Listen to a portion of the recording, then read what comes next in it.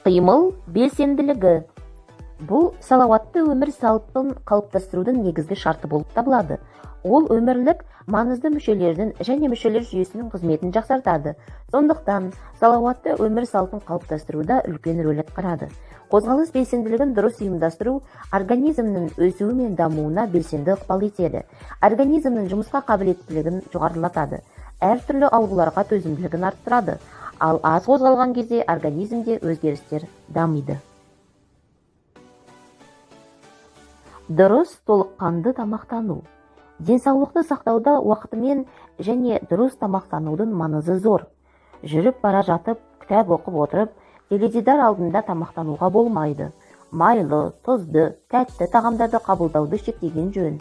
Тамақты аса көп жеуге, ұйықтар алдында тамақтануға болмайды.